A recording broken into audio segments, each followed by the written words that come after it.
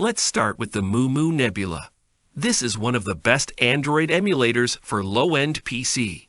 If you have a potato PC or laptop, you should try this out. This emulator is designed to run on a low-spec PC. Even if you have 1 GB RAM, it will run smoothly like butter. You don't need to turn on the virtualization. You can still run this Android emulator. So you got the point. This runs on almost any type of PC. This emulator is based on Android 7, which is pretty good, because Android 7 is enough to play most of the Play Store apps. However, the only downside of this Android emulator is that this is running an Android 32-bit version, not the 64-bit. This is not actually a downside because if it was 64-bit, it won't run on a low-spec PC. So you have to understand that if you want to use this Android emulator. Next, we have GameLoop. This is actually the best emulator if you want to play games. This emulator is not for potato PCs, so you must have a minimum of 4 GB of RAM. If you love playing Play Store games and you have a medium setup without a graphics card, this emulator is made just for you. This emulator reminds me of my good old days, 3 years ago when I started this channel. I used to play pub using GameLoop on my potato PC. Now if I go to Task Manager, you can see my PC's performance. So GameLoop is using only 10% of my CPU and 6 GB of my memory. So to run butter smooth, you need 6 GB or 8 GB RAM. This emulator is also based on Android 7, I guess. Now the final emulator, which is LD Player 9.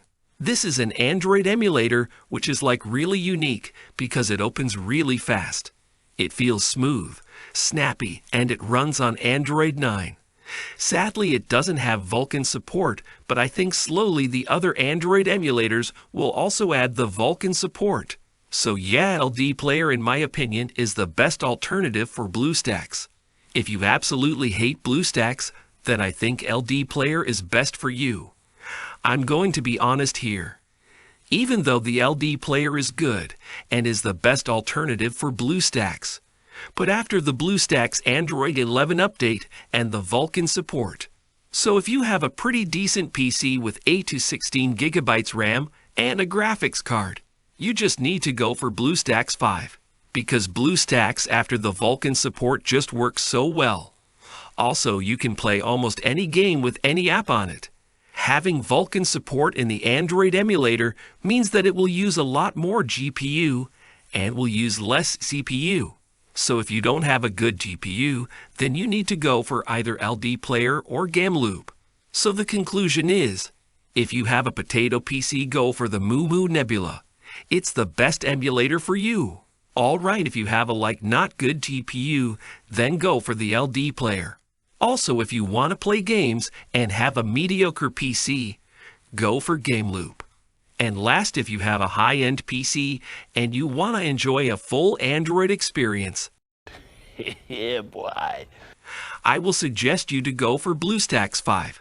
So I think that's it. Hope you got some information. If you have any questions, you can always do the comment. I will see you in the next one. Bye.